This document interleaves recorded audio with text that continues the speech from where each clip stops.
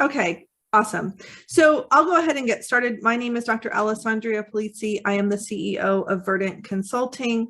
My company focuses on building resiliency skills, emotional agility, and psychological health and safety, and which are all really important these days. And so we've been hosting and sponsoring this Emotional Wellbeing at Work series since late last year. We've covered everything from mental health and destigmatizing mental health to the ubiquity of emotional well-being, to a focus specifically on the needs of HR teams. And then today, I am privileged to be able to talk about the impact of cultural identity on our ability to seek care and how that influences our emotional well-being. And we have a fantastic panel of thought leaders to have this conversation. And so if I'm going to ask you guys to introduce yourself, I'm going to go alphabetical. So Adrienne, would you mind introducing yourself to our attendees? Absolutely. Hello, everyone. My name is Adrienne Kimball. I am the Chief Talent Officer at Rubicon Programs. And I believe that emotional well-being at work, when people have that, they are less distracted, more innovative, and can contribute the impact that they seek to have. Awesome. Thank you. Thank you so much, Adrienne. And so Monica, would you mind going next? Sure. I'm Monica Bosco, and I'm a clinical psychologist. Spent most of my career in academia as a researcher developing new strategies for improving mental health, and then took that work to the federal government, where I worked at the NIH and the White House Office of Science and Technology Policy, where we were trying to figure out how to address issues of diversity and inclusion, and with a focus on mental health and well-being as well. So I'm kind of bringing that lens to our conversation today. Fantastic. Thank you so much. So I think that takes us to you, Ranu. Would you mind introducing yourself? Absolutely, Al, and thank you for inviting me. So good afternoon, good morning, and good evening to anybody watching from Europe or Asia. I'm Ranu Gupta, Managing Partner of Performance Leverage, strategy execution expert, and an award-winning talent strategist and board advisor with over 20 years of experience working in Fortune 500 multinationals. My work is around working with leaders and their teams to build an exciting vision of their future, an empathic workplace, and a pathway to deliver on it. Thank you so much, Ranu. And so Romby, joining us from the Arctic tundra. Yeah, from South Dakota. Thank you. Thank you for having me. So I'm Romby Bryant. I'm the Vice President of the NFL Alumni and the Program Manager of MVP, Emerging Veterans and Players. I played 3 years in NFL, 1 year NFL Europe, and 7 years in Canada. And with Emerging Veterans and Players, it's peer-to-peer support where we help combat veterans and former professional athletes transition into what they call the civilian life. Fantastic. Thank you so much, Romby. And Savio, would you mind introducing yourself, please? Yes. Hi, everyone. My name is Savio Clemente. I'm a board certified wellness coach. I'm also a journalist, syndicated columnist, podcaster. And my book just dropped yesterday on Amazon. And this morning I found out it hit the bestsellers list, 3 categories. So I'm really excited. My focus is really about cancer survivors. I'm one myself, and I interviewed over 175 of those, and I featured 35 cancer survivors and what they learned physically, emotionally, spiritually. Wellness and emotional wellness to me is really sort of the ability to look within and then try and find ways to mitigate any sort of excess or negativity around you. Fantastic, and congratulations. With all of that, again, as you guys can see, we have a fantastic range of experiences coming together to talk about this really important topic, which is emotional well-being and how our cultural identity plays into our ability to cope, seek care, etc. So I'm just going to go ahead and get started with asking the question of how do different stereotypes based on cultural identity either hinder or help emotional well-being? Who would like to take that first? I'll start if it's okay. That sounds great. Super. Well, when I first saw this question, I thought about the stereotypes of the lazy, unprofessional Black man, the angry Black woman, and thinking about dragon moms, feisty Latinas. All of these stereotypes and cultural identities really reduce people to one dimension. When you're reduced to a single dimension, you learn not to honor or respond to your emotions. Emotions are data. They tell us what we're learning, what we're doing. Is it working? Should I pivot? And when you take that away from people with a stereotype or a bias, and when people internalize that, then they are left with thinking that they are a single dimension person. And the wide range, complex emotions that we encounter and engage every day are stripped. And when they're stripped, then you are unable to even pinpoint what care you need, let alone seek the care.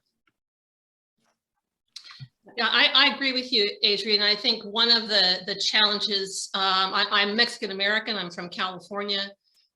Originally, my parents are from Texas, and people like to ask, where are you from? What part of Mexico are you from? It's like, we were here before it was a state, so sorry. But I think the challenge really is the notion that people who are different should be the ones who fix themselves so as to cope better with mental health and well-being issues. And so there's this notion of blaming the victim we talk about in the psychology world, right? So, instead of sort of thinking about the environment and how the environment can be more welcoming and helpful, the focus ends up being too much on the individual. Well,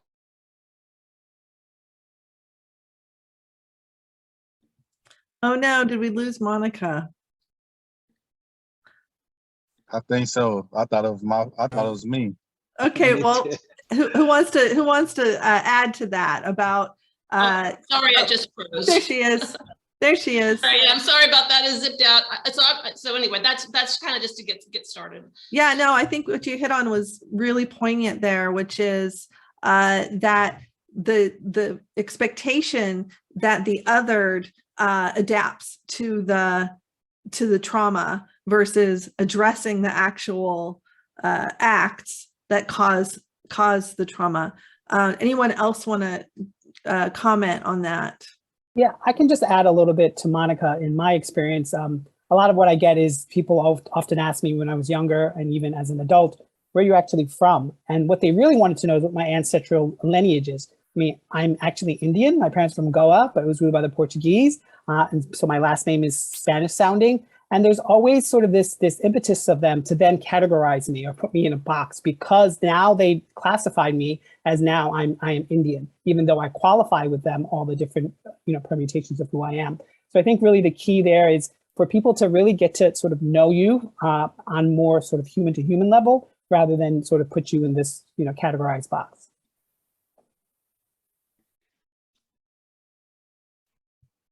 Ranu, I see you've unmuted. Yeah, my experience is pretty much the same. I think from a value add perspective, I would say that this categorization that happens in our heads of thinking of people and putting them in boxes is really unconscious, and getting past it and encouraging people to get past it requires effort.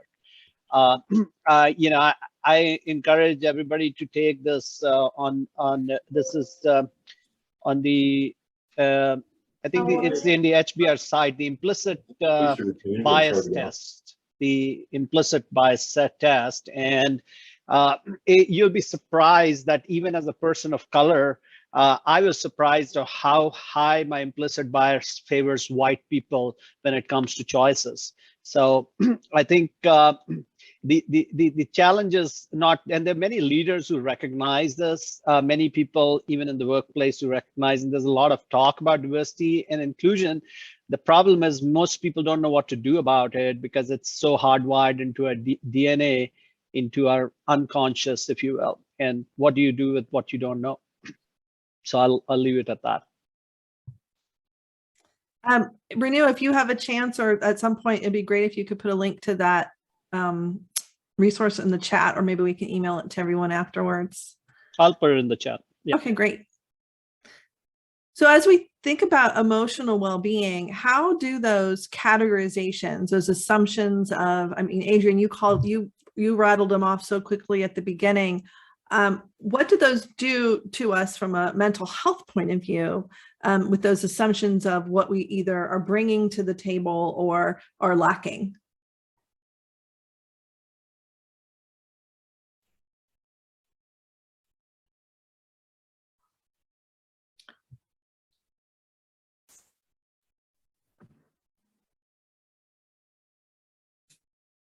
Did I freeze? I froze for a second, but I'm back. Yeah. Al, can you repeat the question? Well, so obviously it was a difficult question. So I get the question was, you know, as those, Adrienne, you talked about stripping away, or, you know, what, and then that pressure, Monica, that you spoke to, what does that do as far as tactically in how people take the time for self-care or seeking care or seeking help? That's a really good question. As I think it is, the question assumes that the person who's upset is the one who needs the help and should be seeking it. And I think that's sort of the basis to this challenge in the workplace. And so it really depends on what the focus is of the workplace in terms of wanting people to feel welcomed. And I think you can spend a lot of time talking about mental health and wellness, or you can spend your time thinking about how to be more welcoming and inquiring and interested in the people and the variety and the things that you bring to the table. I had a group that I talked to when I was working at the White House on what do you bring, what culture do you bring, or what do you bring from your culture to your work as a science and technology professional? And people looked at me and they had no idea what I was talking about. And so I said, like, so, you know, you're from Ohio. What is it about growing up in Ohio that you bring to your culture? What is it that, you know, I grew up in California. What is it that my attitude that I bring to my culture? Oh, by the way, I'm Hispanic as well. So here's the family culture that lends itself to some part of the work that I do. So showing interest and creating an environment where people can talk about these things in a calm, non-threatening kind of way is actually probably a better use of time than thinking about what kind of mental health services to provide. Says the psychotherapist. You know, I agree. I think that the onus is on the HR talent team, if there's such a team, or professional, if it's a team of one, to be more culturally responsive, to understand not only their culture and what they're bringing, but the myriad of ways that culture shows up at work. And then the onus is on us to ask the questions Monica's talking about, to create the structures that really leverage when we say we value the diversity in our organization. So what does that mean? If your organization is primarily people of color, maybe instead of saying, do you need a day off? Like, it sounds like you could use a mental health day. Maybe what you do is structure a restorative recess twice a year.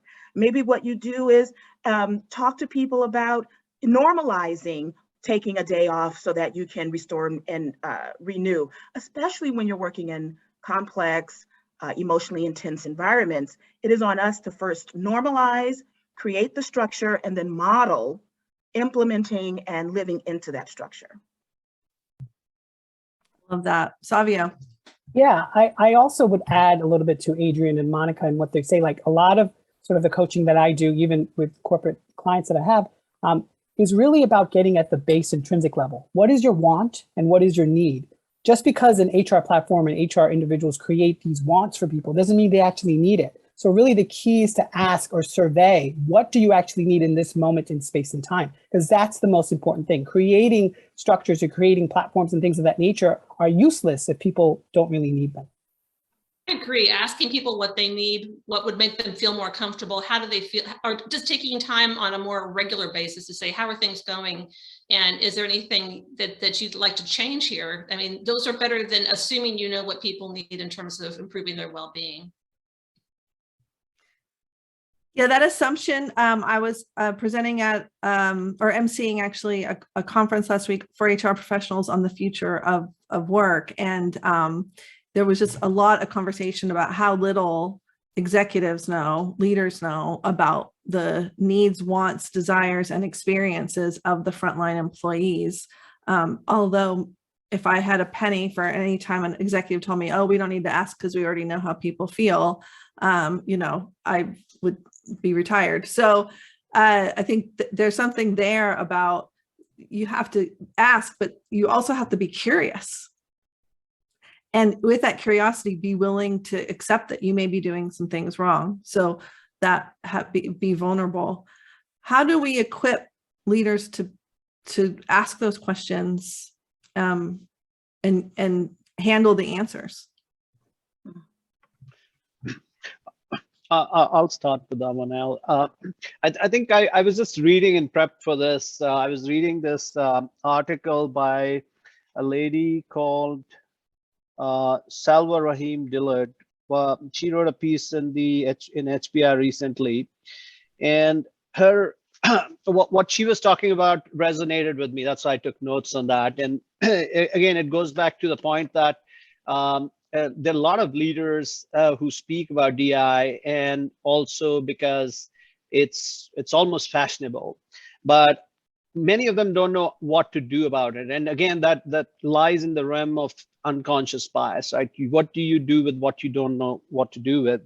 And so she talks about, so she did the survey, and her assessment, she surveyed 100 white leaders, manager level and above, and it showed that more than 89% severely lack the ability to what she calls bridge and authentically connect with people, which is that these are leaders who genuinely want to encourage diversity and create an inclusive, but they fail at creating an inclusive workplace because they just don't know how to go about it.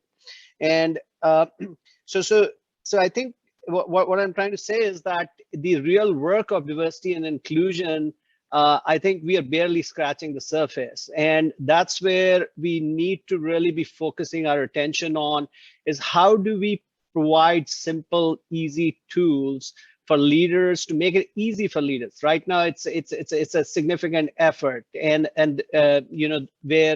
where we can give them the tools to be able to bridge with their workforce, develop a level of empathy, encourage them to prioritize diversity and inclusion into their agenda more than just talking about it. So those are just some of my high-level thoughts. I don't want to hog the airwaves right now, so I will pause there and let others comment.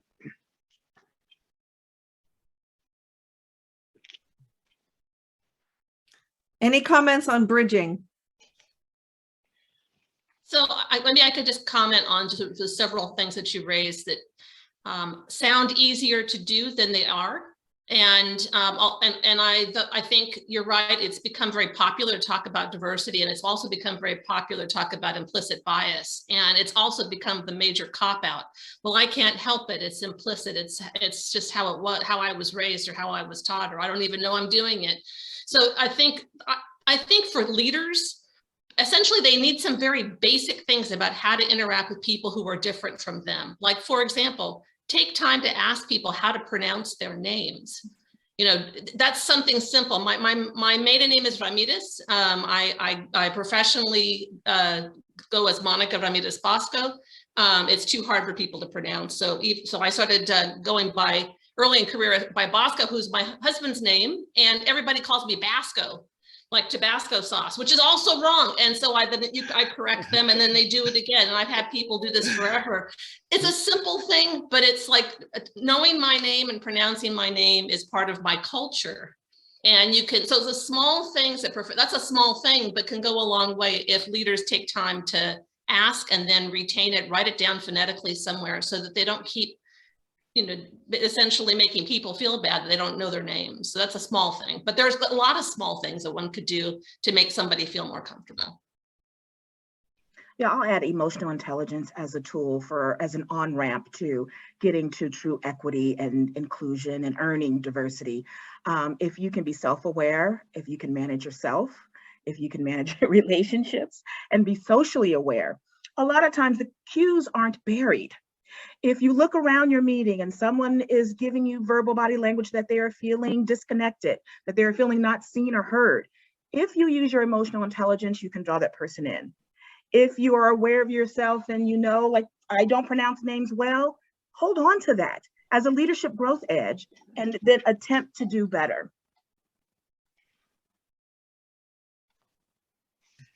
So thank you, Adrienne. That was and everyone. So let's talk about DEI for a minute, because I saw an article earlier that was just so troubling. And I know this isn't on our list, but it said how it was calling it DEI fatigue, and how, I don't know if anybody saw that, how the privileged are just getting tired of not feeling like our stuff matters, whatever. How do you address that?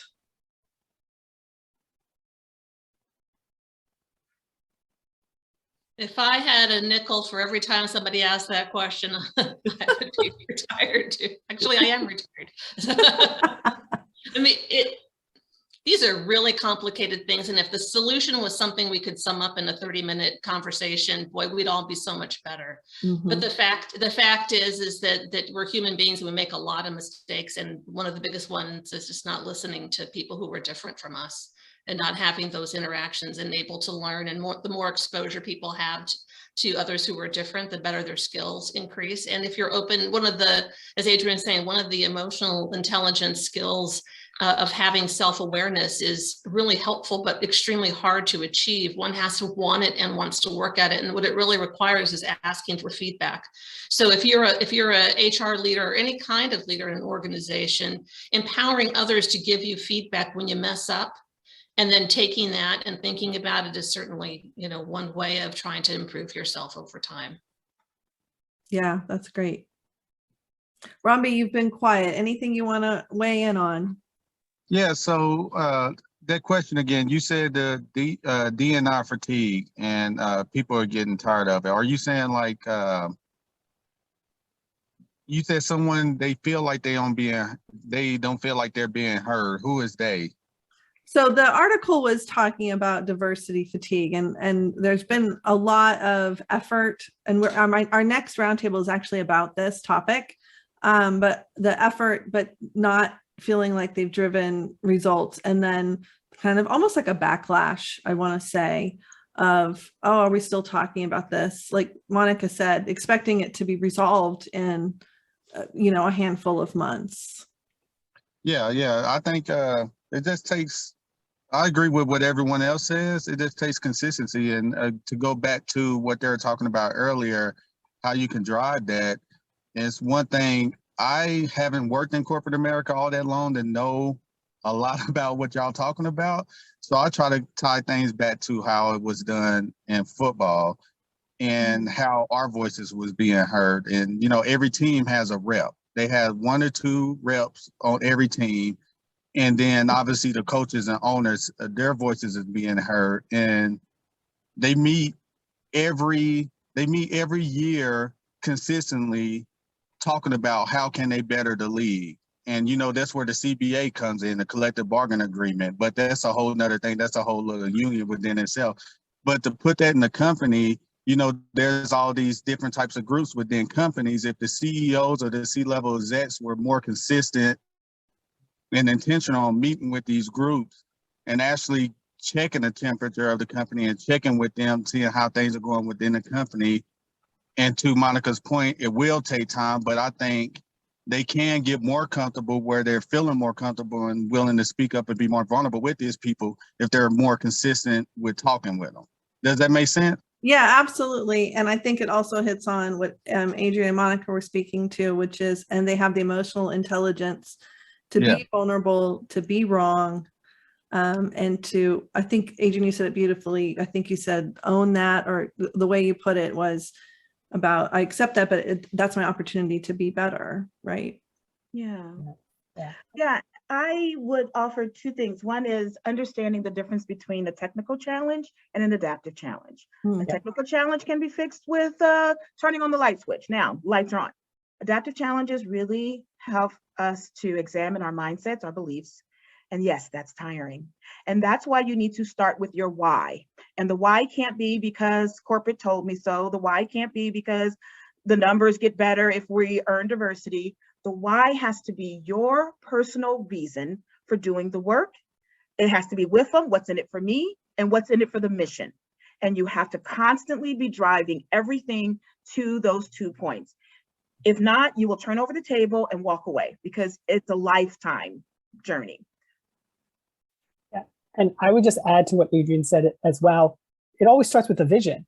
Is the vision to get to the promised land? It doesn't work like that. You have to have milestones. And those milestones need to be created. They need to be sussed out. They need to be actually formalized. And then the fatigue will lessen because you reach those specific milestones, not the promised land in X amount of time. Fantastic.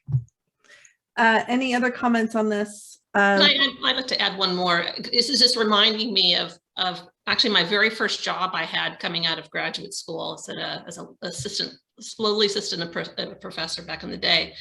But one of my jobs was to work with a team of people who were diabetes specialists. And I was brought in as the mental health person because according to these physicians and nurses and dietitians, these patients were all crazy.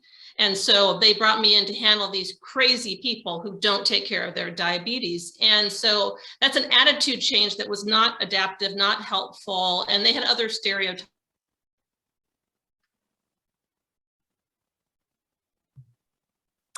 I think we lost Monica again. It's always in the middle of something great too. So facing those stereotypes, you know, that's kind of the whole point of this. Oh, there she is. There I am. Okay, so I'll say this quickly before I freeze again. What I did to deal with it was created at every weekly staff meeting a mental health moment, which was taken after the bicentennial moments and the Olympic moments and those kind of things. And I gave a 1-minute talk on mental health and what it was, and gave it and did it every week for like several years. And they loved it, but I taught one small lesson every week, and it might be just teaching a new term. So that method eventually really worked well with this team, but it took a long time. But it was less stressful for me because I only had to give them 1 minute a week of something smart. So that's my pitch.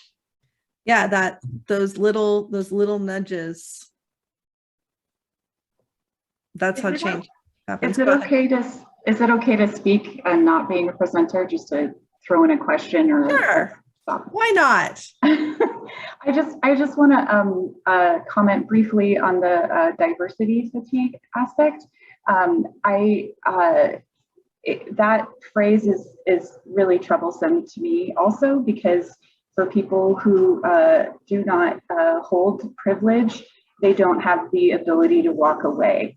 And so like people who are in wheelchairs, or people who are neurodiverse, like they have that in front of them every single day. Similarly to skin color, you can't walk away from your skin color. And so the fatigue of I'm just going to say white people being frustrated that they have to hear about and be faced with diversity, equity, and inclusion initiatives, have very little patience for, but I'm trying to because for people who are on that cultural identity journey and have learned a bit more, it's that choice for those who do hold some more privilege. It's that choice to stay proximate to suffering that makes once you see something, you can't unsee it. And there are a lot of people in this country who have had the privilege to not see their quote differences, because they have held that social characteristic that has more power. And so anyway, I'm going to try to have a bit more patience with people who have not thought as much about their cultural identity journey. My coworker and I have created an equity, diversity, and inclusion introduction training. It's 2.5 hours long. I'll put the link in there.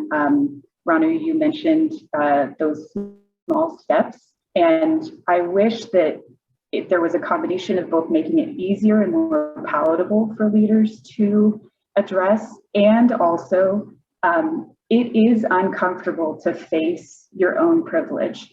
And so there needs to be discomfort, and that discomfort has a purpose.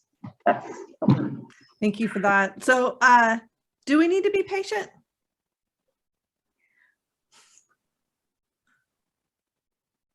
I think in the spirit of Ubuntu, we do need to bring everyone along. Everyone needs to be in the game. And I think in order to do that, we have to, and I take a breath before I say it, it's like create an affirming narrative for everyone in the new reality. We're going to the promised land. Here's how you're going to contribute. Here's how you'll remain significant. Because what's really at the impatience is feeling both uncertain and insignificant. And worse than that, part of the problem. We can go without water for a day. We can go without lighting for a day. We can't go without rationalizing our goodness for a day. And we have to understand that. We have to know that that's part of the human experience. And so in the spirit of Ubuntu, you want to bring everyone along. I don't recommend patience, but I do suggest that we, sounds like Anna has like an introduction to it. Savio talked about spelling out the plan, and I would add forecast the future, right? So like your GPS says, you're going to turn, go over a bridge, swim a mile. So that way, when people get ready to swim the mile, they're not like, what? Now I got to swim a mile. I do think it's really important for us to be urgent and to bring everyone along. Said beautifully. Okay, so speaking of bringing everyone along, and Max, I see you have your hand up, but we have a couple more questions I want to get to, and then we can open up for a few more questions. One of the things that we talked about as we were preparing for this conversation was the impact on people of color or people who are not in a place of privilege and the hybrid workplace. And how has a hybrid workplace impacted our emotional well-being?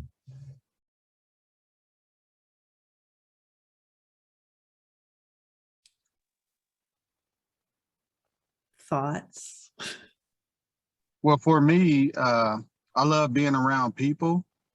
And so it was draining just working for my office all day, every day. And then on top of trying to read emotion through a text message or an email. That's draining within itself, because with an email, text, all that, everything can be taken out of context. So dealing with that, working with a team, just the stress with dealing with that has been tough for me personally with the hybrid workspace. Al, the way I look at it is, that there's a degree of connection that that being together with people in a workplace brings, and that is what this hybrid work environment, or rather remote working, has kind of created for many people. It's been comfortable for me. I've been used to working with global teams where everybody was in a different place, and I'm used to working from home. But I know for many people it's very uncomfortable. So I was just reading up this example, like in Japan, they made it optional at one point, even at the worst of the pandemic, for companies and employees to choose to work from home. But the study found that most Japanese actually preferred to go to work, risking getting infected in the pandemic. And it's just the nature of the two things, right? The whole Japanese work systems and the way they're designed. Even if what the Japanese are famous for, the Toyota system, they're all designed for working in the space, right? You have the quality circles, the stand-ups, the Kanban boards. You can't do these remotely, although now they have created the tools. So I think there's that aspect, right? The work culture, and also in general, the culture, right? In Asian cultures, Latino cultures, again, at the risk of stereotyping, they're considered generally high context cultures, right? To use Hall's phraseology. And in these cultures, context is very important. People relating to people is very important. So I think this remote working has disproportionately affected well-being for people from these cultures and in work. So having grown up in India, and I go back every year to visit with my parents, I've noticed that has impacted and created a sense of disengagement at a greater degree in these cultures, while in the West, German cultures, European cultures, which are more low context, I'm just hypothesizing here that the impact may not be as significant. So I'll pause there. Adrienne, you shared some insights about, oh, Savio, sorry, were you going to add? No, I guess just my only thoughts on that is sort of this ability with the hybrid work situation with self-regulation. There's a lot that sort of happens in and of yourself when you're working in that sort of hybrid environment versus working, all the science and all the sort of, research has proven that we're hardwired for connection.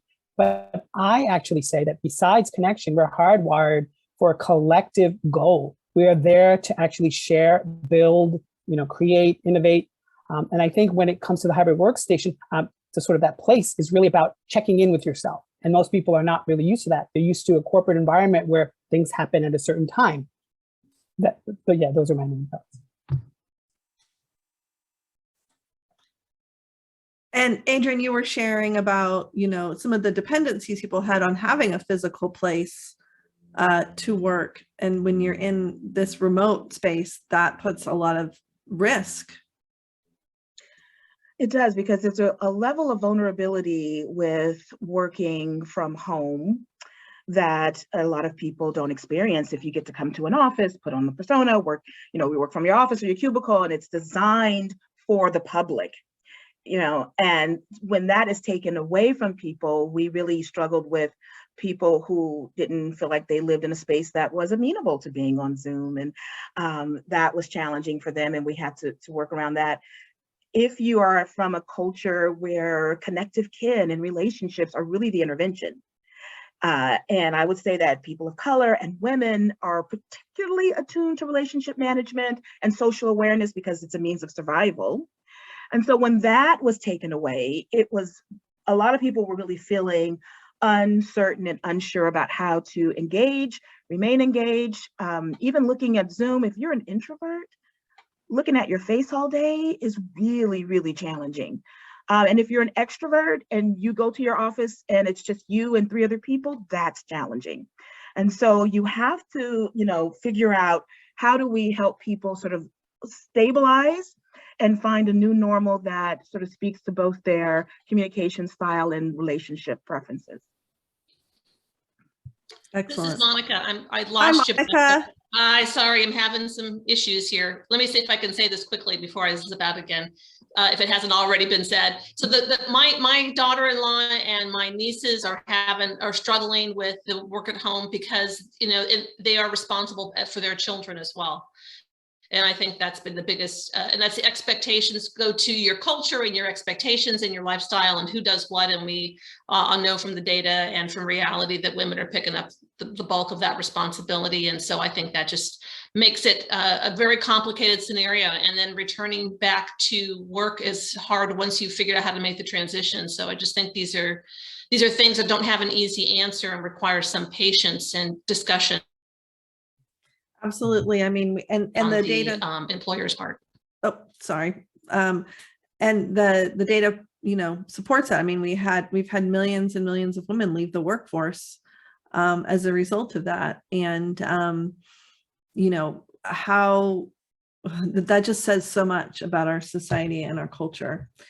But so speaking of returning to the workforce, let me take us to another question, which is, with everything we've seen change over the last 2+ years, what do we think will stay with us as we potentially, let's all knock wood, move forward to a post-pandemic world?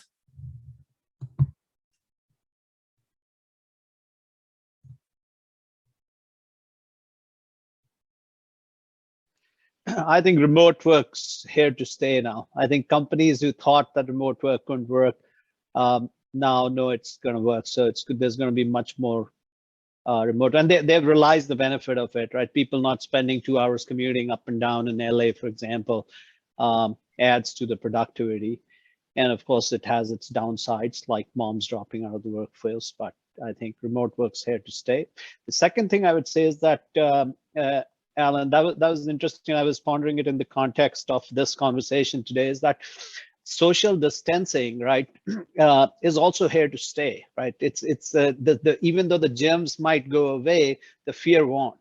And from that standpoint, yes, it'll keep us, reduces the risk of spread of infectious diseases, but that social physical distancing is, I think, also going to distance us more emotionally from each other eventually and over time. So our cultures are going to change too. So that's really my 2 cents on this.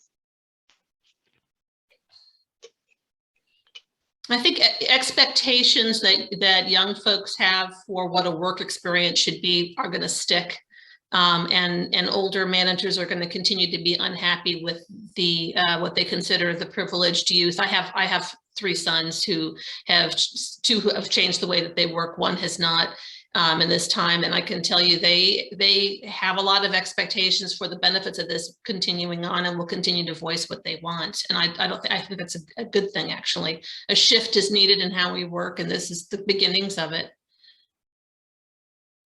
Yeah, I want to just ride right on the coattails of the shift in the way we're working. I hope that management by counting cars, management by you're in your desk, which means, you know, you're working, and when you're not in your desk, that means you aren't working, shifts completely. It is really attached to the legacy industrial model of managing, and does very little to attend to new ways of leadership and new ways of managing people. I hope that sticks. I want to second what Yusuf put in the chat, that hoping that vulnerability and authenticity and a focus on mental health and wellness and emotional wellness remains. Yeah, I would say what really sticks is sort of this aspect of mindfulness, right? Sort of figuring out for yourself what you need and what's appropriate, and also your care and concern for other people in and around your space, your physicality. And I think that's very important. I think that's something that actually was needed, unfortunately had to be a pandemic in order for us to get there. But that sort of creates this level playing field. It allows individuals to have that chasm. Yeah, so my concern about it is people who are early in their careers and becoming future managers and leaders are not going to have enough face-to-face, in-person time, and that might inhibit their skill development, especially needing to be culturally sensitive to the variety of people that work with them and report to them. So that worries me some. I don't know how they will learn those lessons if they don't get to see anybody, you know, other than on the screen. Good points. Romby, anything you want to add on what you hope will stay? Ditto, pretty much everything. They hit on all the good points, but what Monica just said, I think is very important. Learning that skill set of working with people, and there's certain things you can't learn via Zoom. So she touched on a very good point. Yeah, that's fantastic. Well, so let me just kind of do one more round around the horn, and then we'll open up for questions. I know there's been a lot of activity in the chat. So if you were going to give, you know, advice, one thing that leaders, businesses should know about this topic, what would it be? Romby, since you went last, do you mind going next on this one? What's one thing you would give as a word of advice? Well, since I went last and I probably spoke the least, I should start out. But yeah, I would tell leaders just to be more vulnerable. Is with their people. It's strength and vulnerability, and that's the way you can build trust to where, and there'll be less stress to people because they're more willing to open up to you because they can trust you. So that's my advice to leaders across the world: just be more vulnerable. Fantastic, thank you. I'm just going to move across my screen. So Adrienne, would you mind going next? What's a word of advice from you, my friend? You know, I would say that certainty is a wellness tool. Please consider how you can add more certainty to the work, to the people, to the process, so that people are not distracted by, you know, what you as a leader are going to be doing next. That they know, tell them, it'll be a month before we come back with an update. If we have to come back to work, I'll give you 6 weeks notice. The more that we can put ourselves in a position to be accountable to our actions and sort of our vision, the more we can give that to people, the more they can focus on what they showed up to the job to do. And I really think certainty should be another dimension of wellness. Fantastic. And that's actually one of one of the causes of psychological health and safety is having that structure and that certain, as you called it, certainty. Even if we're certain about our uncertainty, like you said, articulating it and sharing it and being okay, saying, I don't know. Savio, anything you want to add? Last thoughts. Yeah, I would just say cultivate this idea of sort of empathy, right? A corporate empathy, and looking at your employees as not only a part of a team, but a person within that team.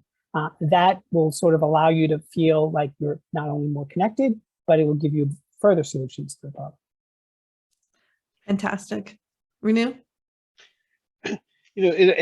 At the risk of not repeating what everyone has said, because everything that has to be said, I think, has been said. I don't have anything new to add. The only thing I would say here is that I think ultimately businesses, we have to understand that business is in the business of business, right? They're in the business of making money, right? CEOs are not out there to do good in the world. That might be a side benefit, and they're not paid or incentivized to do that. So how do we make the business case for inclusivity, right? For diversity, for CEOs to understand that you're missing out on this, you're tapping the full potential of your workforce. You're missing out on this opportunity. You're missing out on the next billion for your company. I think that's when we'll really start seeing the needle move, because it's easy for people to talk about diversity, to get on the plane. It's very, very difficult for them to do the hard work that is needed, to step out of the comfort zone, to develop that empathy. It needs real work, and that won't happen without the money. If I can add, and then Monica, then the thing with that is that, at least from my point of view, we don't really teach leaders how. We tell them that they should, but we don't teach them how. So we can say be vulnerable, but if you don't know how to do that in a way, you don't have the background or experience in doing that, and studies show 80% of managers are getting it wrong. So just telling people what they should do versus giving them this tactics, which is what my company focuses on how to do that, I think is a gap. Monica, any parting words of wisdom before we open up to questions? So just, being the shrink in the group, I have to say that, the concept of blaming the victim really annoys me more than most things. So I would encourage your leaders, your managers, to Google the expression blame the victim and see if they can read about what that means and how and really think about how current strategies might be too much of a focus on blaming the victim and making the victim responsible for change. So I'll stop with that. That's actually the topic for our next roundtable, which is on that having to be that carrying that burden for the organization. We have a lot of folks who have been tapped with making cultural change, and perhaps the organizations are not ready. And so how has that experience been for folks? So that's my shameless plug for our next session in March. So with that, I'm going to see what questions we have in the chat, or if anyone wants to unmute for a quick question. I know Max had your hand up earlier. We can ask some questions for our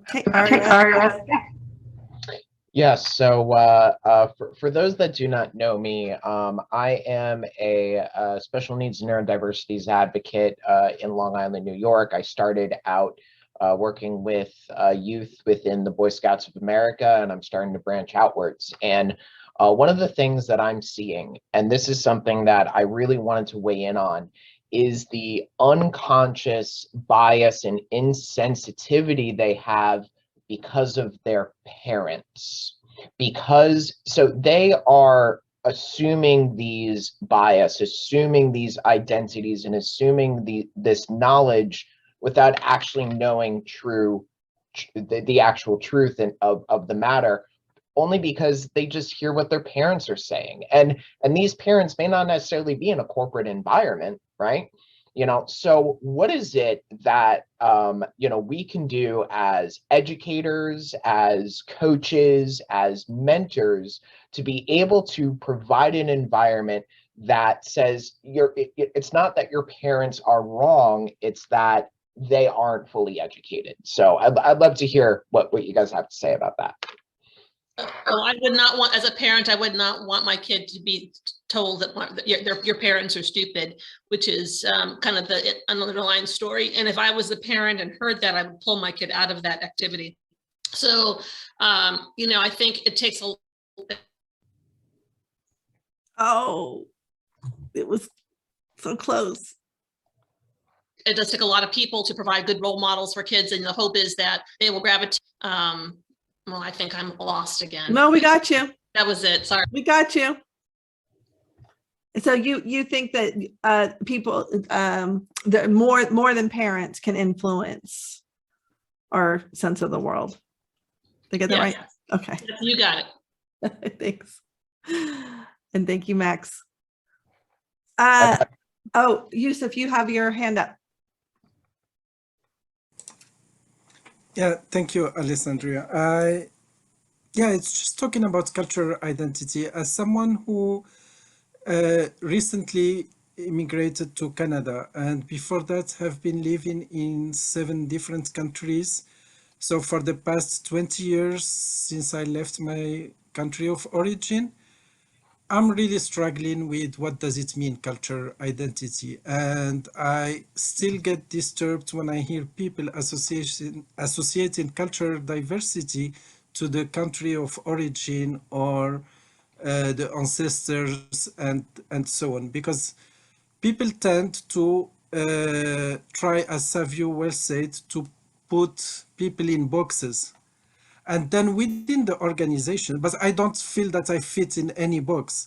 And then within the organizations, when we talked about diversity, and as an HR professional, I made it like one of my daily fights, I would say that we are talking about boxes of group of people. So we just took the individual boxes and put them in a larger boxes, rather than really looking at the organizations as the whole box within the society. This is why I wrote in my chat that I really think that enough talking about diversity, and let's talk about inclusion, because what we did with diversity, it has been so KPI focused that most of the organizations put it as a business objective, that we need to have 10% of this color, 10% of this origin, and 20% of that. But within the employees of the organizations and the individuals, there is not that increase on the awareness. I know Anna had a very good comment saying that she needs to see the shift to equity before the inclusion.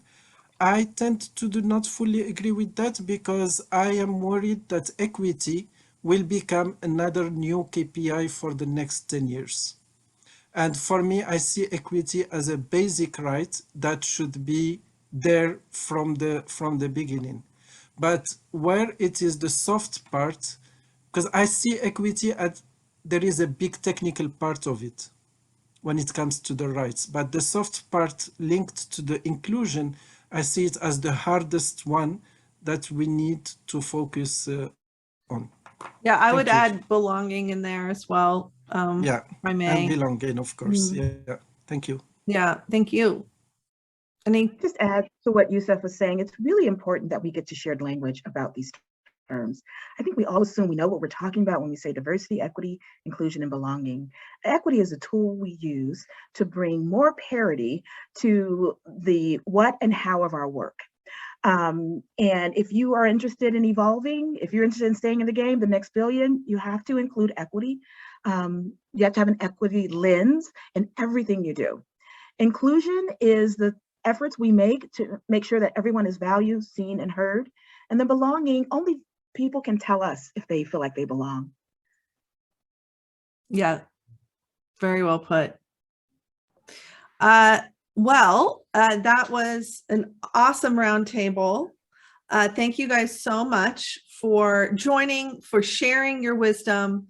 I can't thank you enough for taking the time today to address this topic around creating those safe spaces, that psychological safety, the emotional well-being of our employees, looking at the whole person. And we look at the whole person, that's where we can really start to create that inclusion. And I think we hit on a lot of pieces around leadership capability, which is, my personal passion for Verdant Consulting. So thank you guys so much. We have more events coming up. If you're interested, we're doing a series on psychological safety next week. I'm privileged to have Amy Giddin, the CEO of Aloha, will be joining me to talk about creating psychological safety in digital spaces. Hello, Zoom. And then we're going to have one the following week on learning. And we kind of go on from there. And those are also recorded. And the next emotional well-being roundtable, as I said, will be on our culture change champions and taking care of their needs. And how do we carry that weight? So that'll be a good conversation as well. With that, everyone, thank you so much for joining, and have a great rest of your day.